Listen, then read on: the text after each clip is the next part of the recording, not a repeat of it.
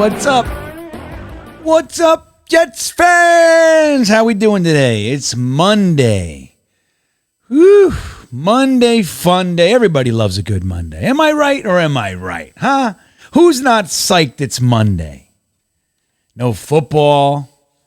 Just Monday. You know, it's okay. That's why we're here on Monday.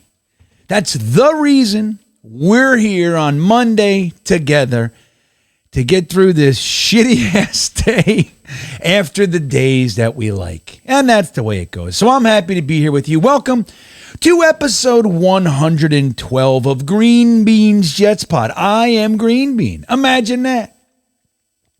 Imagine that. I got this name Green Bean and now that's what I am, and my wife won't call me that, but that's okay. She knows me as something else. Do you know what that is? Do you know how my wife knows me? Some of you do. I say it every now and then. I'm not hiding it, but you know what I mean? And, you know, very few people believe that I was born as Green Bean, right? You know that. But anyway, I am Green Bean now for today. That's who I am. And I'm happy that you're here. It's fun. It's fun to be with you. It's fun to talk about this. I thank you for stopping by and hanging out. I thank all you guys on the audio side as well. Hello out there. It's nice to be able to whisper in your ears. All right. There we go. Hi. How you doing out there, big boy? Anyway, so this is episode 112. We have some things to discuss. I'll tell you what, man. This weekend, some disrespectful stuff has kind of made it across my desk, if you will. I don't have so much of a desk anymore. I used to have this big desk. One of my patients years ago accused me of having an ego because, and I quote, "Your desk is like the president's desk." I said, "Ooh, really? What if I told you I didn't buy or choose this desk? Does that change anything?" She said, "No, you accepted this desk." All right. Well, then I guess you're right. You know, what are you going to do? So now I have this kind of console-y kind of thing. I guess it's a desk, right? But anyway, so news floated across my desk. And we're going to talk about it, man. The disrespect is back. It's back. I mean, not only are the New York Jets kind of at the top of the news cycle for months now. I mean, we're at the top. Anybody trying to get their name out there says, "and the New York Jets," and they're like, "ah," and we jump all over it, or ballyhoo, or we tear it down, or whatever it is. That's how they're doing it, because the Jets are the top of the news cycle. Obviously, with Aaron Rodgers and all that jazz being pretty much the main subject of discussion. There are others, of course. Right behind it, of course, we have the very important Braden Mann being cut. We have that to discuss. It's almost as big as Aaron Rodgers. Kind of, a little bit. So we'll talk about that. But the disrespect, man, numerous players have come out, numerous greats, if you will, have come out and kind of took shots at the Jets. Shots fired, we say. Right? Shots fired. What do we do about that? We'll talk about that. We also have some pretty firm predictions about this trade that kind of coincide with what some of us have been saying out here. We'll talk about that as well. And we also have some Quinn and Williams stuff to discuss. Let's get into all that stuff right before a little tiny bit of house cleaning, let's call it. Number one, guys, it's so important if you're here and you're having a good time, if you like it, if it's helping your Monday tick by just a little bit faster, go ahead and throw me out some of those milk thumb. Yeah, milk thumb time. Yeah. Dun, dun, dun, dun, dun, dun, dun. We got to get a milk thumb song. That's what I'm going to do. I'm going to make a milk thumb song, and then we'll see. Then they'll show them. That's how it'll go. If you are also one of the people who have not subscribed to the channel, it would be greatly appreciated if you would do that. It is a little button that says subscribe right below the video. Hit that. It's done. You never got to do it again. In addition to that, guys, you can get all sorts of fun, extra access, extra content, super cool connections with great people. I mean, great people. They're talking right now. I'm getting alerts. I would show you, but I just can't do that. But I mean, I could, but I won't. but they're talking right now in our Discord. That's the Beanbaggers. If you want to join in the fun, go ahead and click the link below the description, or in the description below the video, I should say. It says join Beanbaggers. Go ahead and pick your tier. Each tier is associated with different levels of benefits. And guys, we have a great time. And you're welcome. And that helps support the channel as well. And it is appreciated. If you want to just have some fun, it's a little bit of extra goodness for all of the live streams that we do, you can join the Stream Beaners, Beanbaggers, Stream Beaners, Milk Thumbs. What the hell's going on over here? I've pretty much lost my mind. I don't know what's happening. But we do it. We do all this stuff. The Stream Beaners is a little button right below the video. It says join. You can come in there. You get access to all kinds of fun emojis, free super chats, things like that for the live streams. And that also helps the channel. And thank you for all who've done it and to all who are considering it. Guys, this podcast is also sponsored by the great Manscaped, the absolute finest in men's below-the-waist grooming. And they've also gotten into the face game, the beard game. Who better to talk to about the beard game than little old Green Bean? I've had a beard for a long time, and it is so nice that Manscaped, who sponsors the channel, moved into the beard realm. They have the best product, man, even down to the pump for the oil. Like a lot of them do that like eyedropper thing. You got to, and then you got to take it out and do the whole thing, and it's just a pain in the ass. It's wet and sloppy. This thing, pump, and it comes out as a lot per pump. It's just the best. Their products are top of the line. The Beard Hedger Trimmer is the goods. The Lawnmower 4.0 is the best. I'm telling you, with the flashlight and everything, guys, if you're going to be taking care of them, their balls are yours. You want a flashlight down there. It comes with that. It's the best. The Weed Whacker Nose and Ear Hair Trimmer, the best products you can ask for, and you can save 20% on your whole order, or off your whole order, in addition to free international shipping when you use the promo code GreenBean at checkout on their website. The link is below the video in the description. Go ahead, use that promo code GreenBean, save yourself 20% and get the best damn products out there. That's the great thing about it. They're actually good. I use Manscaped stuff every day. I was using them before they sponsored me. So there's that. That works. Huh? It's not every day that happens. So there you go, Manscaped. Thank you for sponsoring GreenBean's Jets Pod. That is great, and I appreciate them as well. Guys, being that it's episode 112, we have a player profile. But the thing is, number one, we don't have a number 112. You know this. We just don't see that. You don't have 112.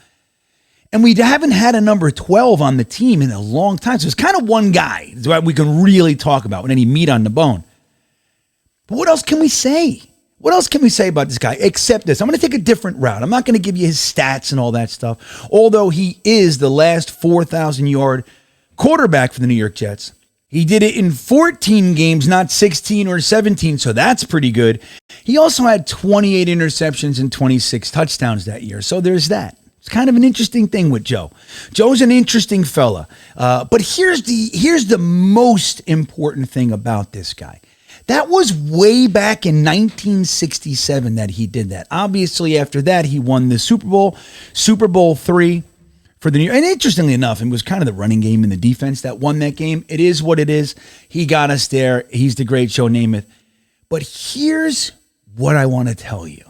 Joe Namath hasn't really done any. When is his last? He played in 1977, right? He had 1 year with the Rams. In 1977. He's been out of football since then. He's figured out a way to stay relevant the entire time. Now, being our kind of lone great for a long time, that helps. But even on a national stage, I went to the Hall of Fame a couple years ago, and they have this new flagship attraction. It's the locker room experience, the NFL locker room. And you go and you sit down on these benches in this locker room, and there's a stage, and then out of nowhere, the lights dim and the show begins. And who is it? Hologram Joe Namath walks out, and he's the host. This is a guy, he won the Super Bowl in 69, dude. 69, dude. Joe Namath is still among the absolutely highest held NFL legends of all. He's the host of the big show at the Hall of Fame. I mean, we're talking about a guy who is really associated with, in large part, a failing franchise. Can we just say that about ourselves, right? We know the deal, right? We're here. We live here. We know the deal. We know that our neighborhood doesn't have $1 million houses, right? We know what's going on. So, but he's managed to remain relevant on a national level all this time. It's 2023, man, and he's still out front. And that's how amazing of a player and a personality this guy really was. Now, here we are with this whole Aaron Rodgers thing, and he has the number 12. Joe Namath coming forth and saying that if Aaron Rodgers comes to the Jets, he would happily let him wear his number is fascinating to me. Interestingly, the rules about retired numbers, yes, the team retires the number, and they could never use it again unless the player whose number it was that they retire gives permission to do that. So Joe Namath has actually gone forward and done that. He's done it. He's said it. Now, if it's official, I don't know. Now, we'll see if Aaron Rodgers, when he comes, if he actually takes the number 12 or if he just says, hey, man, thank you, but no thank you. I respect you too much or whatever. I don't know. We'll see. But it's interesting that he did it. It's a cool thing. And that's how cool Joe Namath is, man. He just wants another day. He wants to see it. He wants to see one more. 1967 to 2023, we have not seen a 4,000-yard quarterback. 1969 to 2023, we haven't seen a damn Super Bowl. We haven't even gotten there. It's been painful. I think Joe is right there with us. He's like, come on. Bring anybody. Dude, is it going to take I'll give my number 12. I don't care. I just want to see a damn Super Bowl. That's what he wants. He can't change it. He can't associate with another team. So he's in there with us. He's a true Jet. He's one of us. We got him. Thankfully, he's among the elites of NFL legends, without question, evidenced by the placement of Joe Namath at the forefront of the Hall of Fame. And there he is, our player profile of the week, Joe Mother effing Namath, baby. So yeah, man, we have lots to discuss, lots of little things, little nuggets this week, little chewy things we got Buda Baker, we got Braden Mann, we got all these things happening. Let's get into that in this week's installment of the News of the Week.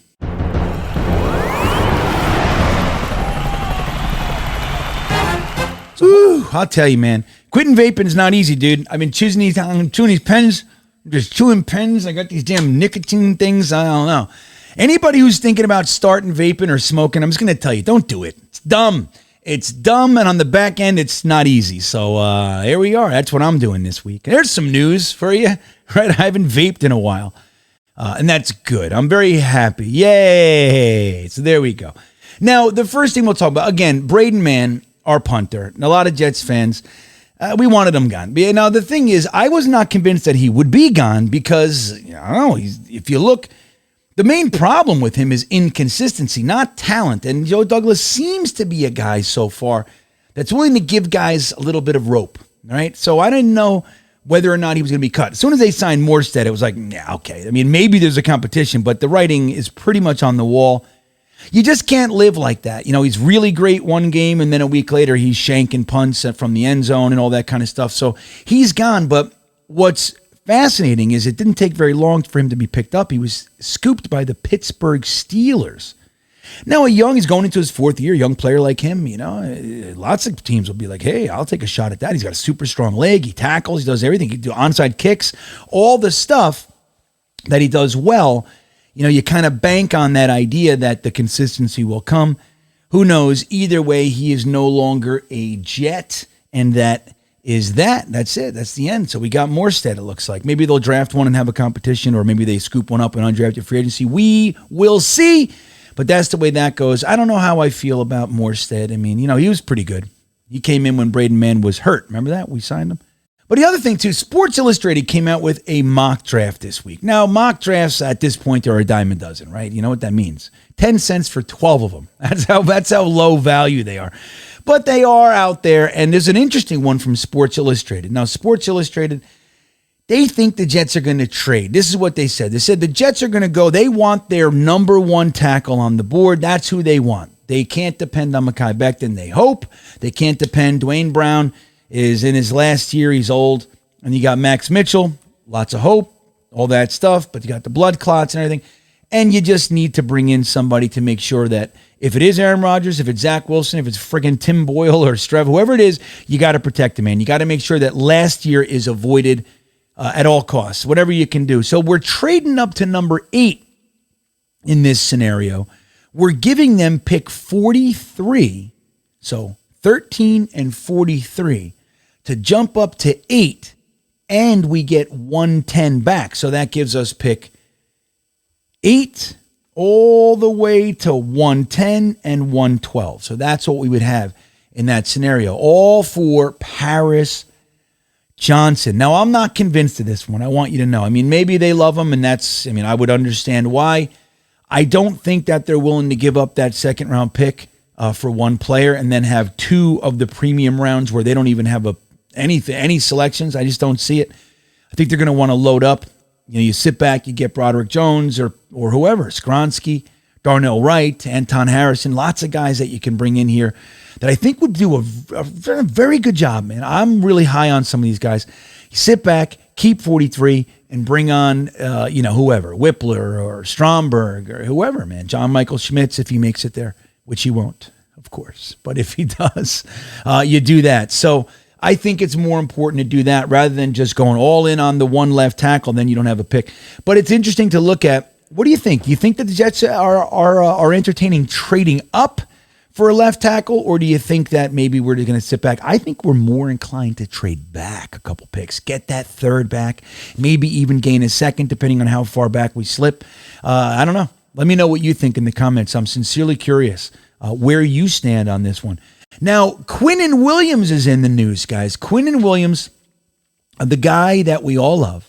And I'm going to tell you, he's the guy. He's the first Jets player, current player, that I'm contemplating buying his jersey. I'm telling you, it's been a long time. I did crack on the Sam Darnold situation when the Jets switched uniforms, and that night that they changed it, they had like a 50% off sale. My son was watching with me. Oh, Daddy. I said, all right, man. Sam's going to be here a while, 5 years at least. Let me get my son a jersey. And, Sam was gone a year later. So it just never works for me. It doesn't matter what player I buy. It does. But Quinn and Williams, I'm contemplating buying this guy's jersey if he signs this extension. But the thing is, it was all warm and fuzzy a month ago. Seems like the reports coming out are starting to insinuate that it might not happen, this extension before OTAs and all that jazz. It just might not happen, which kind of sucks. Again, we talked about the optics and everything for a long time. You'd like to think that the Quinn and Williams extension could just be done. Just do it. What are you doing? Just do it. Now, Rich Cimini came out with a report and said that the likely contract is going to be somewhere from $23 to $25 million a year. And he said likely closer to the 25 mark. I don't know. That's a lot. We were thinking 21, 22. But then all these other guys start coming out with their contracts, right? Like Darren Payne and Jeffrey Simmons. All these guys' contracts come out, and the truth is Quinn is going to want to beat him. Now, it's pretty much a foregone conclusion. Nobody's really going to ask for Aaron Donald money because Aaron Donald is Aaron Donald, and he should be the highest paid guy, even though he's older and everything, but he's earned it, man. And so everybody's like, you want to be the second highest paid defensive tackle in the league. Maybe. Now, I'm really hoping that these reports are just off-season reports and all that jazz. That's what I'm hoping. 22, 23 million, okay, no matter, even if it is 25, figure it out and just get the guy in here. Get him locked up for 5 years so I can buy a damn jersey of a current player and wear it with pride and not fear. Anytime I wear a jersey, it's fear, Quinn's got to stay, and we got to do it the right way. We can't have some long, drawn-out bullshit situation where it's tenuous and angry feelings, and we don't want any of that stuff. We want happy, warm fuzzies. That's what we want. Joe Douglas, do the right thing and just sign him. Whatever it is, just get it done. Figure it out. Get your number guys in the room. Punch them up. Do the thing. Whatever you guys do. Figure it out and get Quinn locked up. That's what we want. That's what everyone wants. It's what you want. It's what he wants. It's what we want. So just do it. That's the way I think it should go. I mean, come on. Come on. So let's talk about this. This is going to be an interesting one. Did you guys see all the stuff coming out this week where players are kind of back to looking at the Jets as like, bottom feeder team. Now it makes sense. We're feeling good. We see everything happen, and we know. But if you're not paying attention to the Jets every 10 seconds like we are, you might still think we're the Jets. And I look, until otherwise, it's like innocent till proven guilty. Shitty till proven good. We were 7-win team last year. What are you going to do?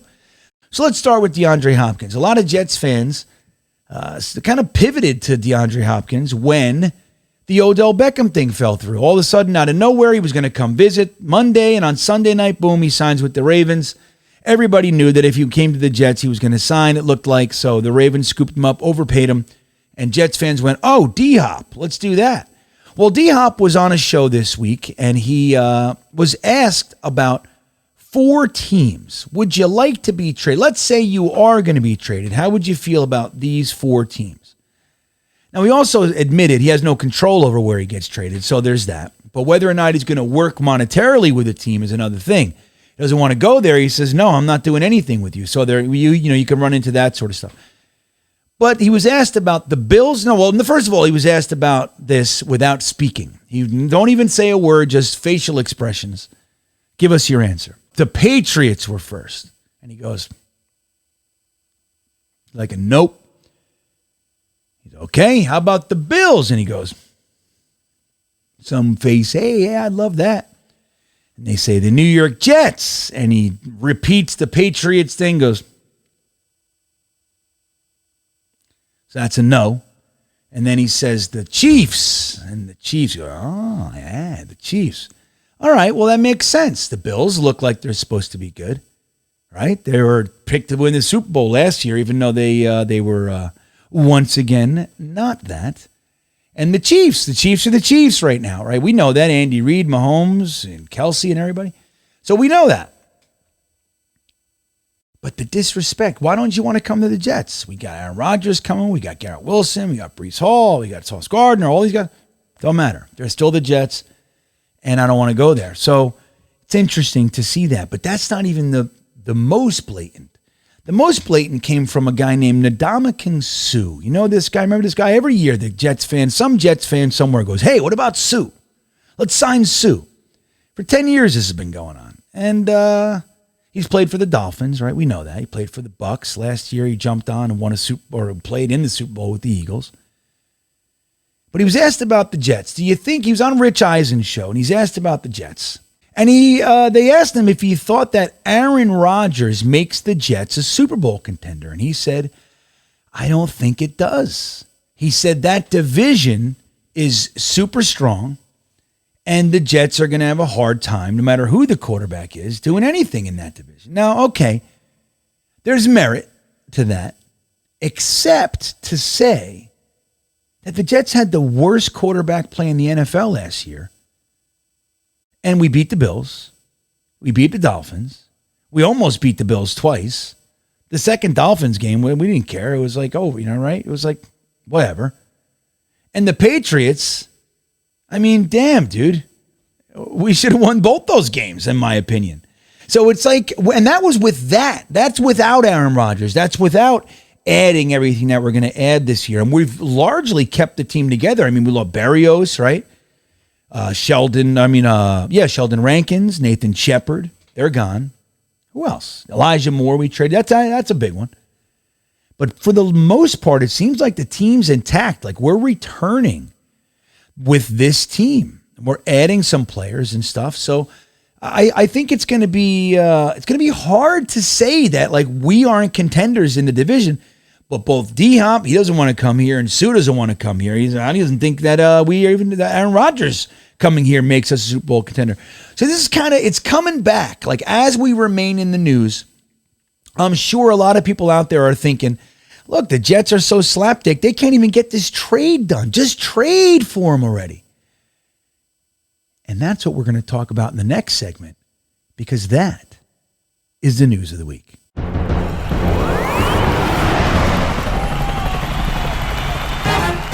The trade done, he says. Why isn't the trade done, she asks.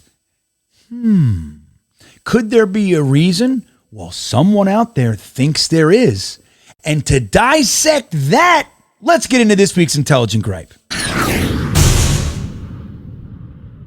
So on the Thursday thick of it this last week, right here on this channel, we do it every Thursday at 8 p.m. with Gunny and Jets Chaos and Y2K. This week we have Connor Hughes hopping on to spend some time with us and dissect some of the inside scoops and rumors going on around the Jets. We're going to have a good time with Connor on Thursday night at 8 p.m. But guys, we were talking about some stuff, and it started with Gunny, and I pretty much agree. This trade is done. This is the theory. The trade is done. All the backy, forthy stuff, the this, the that, the Jets want that, the Packers said no, the Packers want this, the Jets said no. It's all done. We're talking about collusion. How can there be collusion when the team gave permission to talk to the player? I don't know. Maybe there is. I mean, I don't know. It doesn't make sense to me. But here's the theory.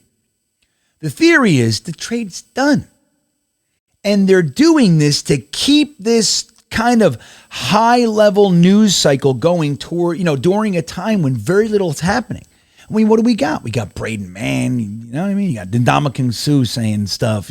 It's all low-level, kind of barely interesting. But Aaron Rodgers to the Jets, they're fighting. They're not talking. They're worlds apart. That's all news. It's tension. They can dissect this every which way but loose. Clint Eastwood. Clyde. Remember Clyde? Right turn, Clyde. Oh, that's a goodie. So it makes perfect sense that the NFL would want to see it done this way for maximum impact on draft night. Now, what's interesting about that, yes, we're talking about it, but who the hell are we? We're just a bunch of Jets fans that know more about this shit than anybody else out there. That's all we are. But it's still, we don't have any, we're not insiders and all that jazz. So we're just us. We're just talking. But now we have former Minnesota Vikings general manager Rick Spielman coming out and saying this. The A-Rod trade will happen in a draft night splash. Just like Philly did last year. That's what he said. This is somebody who knows the ins and outs. He knows the rigmarole. He knows the drill. He knows what's going on, and he knows how to maximize a potential, the potential impact of any given move. So if we do it today, let's say they do it Monday, April 17th, or they do it 13th pick, April 26th, while the Jets are on the clock. The whole world's watching, the whole NFL world, their eyes on it. Boom! And then it's, oh my God. That's what's going on. It's a million things going on. It's maximum impact. Draft night splash. It makes too much sense. It makes too much sense. Why just kill this and have the next 10, whatever, what is it? Yeah, 10 days. Why have the next 10 days just be kind of when we can talk about it the whole time, boom, and then extend this thing post-draft night for the next 2 weeks. And now we got all that other stuff to discuss. It just makes too much sense. I think that's what's going on. I think Rick Spielman coming out and saying that's what's going on all but confirms it. You need to buy into this one because that's what's going on. It's not happening before the first round, and it's not going to wait till after the draft because maximum benefit is right there in the first round. That's the way it's going to go down, and that is this week's Intelligent Gripe. Hey. Yep, and that's it, man. That's the way it's going to be. I'm telling you guys, look, it's normal to be freaked out. It's normal to be afraid, right? We are a fan base that has PTSD, man. It always goes wrong. It always goes south. Doesn't matter what the hell we get. It goes south. So we're waiting for this one to go south, and you're looking at it through the negative lens, and you think Joe Douglas is a tool, and he's going to get fired if you... Okay, maybe. All that stuff is true, but come on. It's too good. It's too good for the NFL. It's too big, and there's too much money to be made, man. There's too much potential here, and that's what it is. Because it doesn't change anything to trade him today or to trade him at draft night. So Let's see how this goes. I'm hitching my cart to that wagon, and we'll see how it goes, guys. I can't wait to see what you guys think. I'm dying to see what you say in the comment section. I'll respond to as many as I can, like usual. And we'll have this conversation. Guys, I hope you have a great rest of the week. This has been fun. Episode 112. I can't wait till freaking the draft and football season. No, I do want to remind you about our brand new Talking Jets panel channel.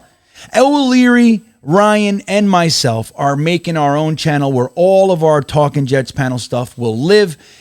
You can go and subscribe to that. Get into that early. There's all kinds of contests and giveaways if you get in on it early. We're also having our logo design contest given to you. We have great entries already, man. I'm blown away by the talent you guys have, quite frankly. Go ahead and email Ryan. You can find his email underneath all his videos at Jets Talk 24/7. Send in your entry, man. You just might win, and you get something for that. And guys, it's going to be a blast on draft night on the Jets Talk 24/7 channel. It's our 4th consecutive year with the absolutely largest New York Jets fan draft party.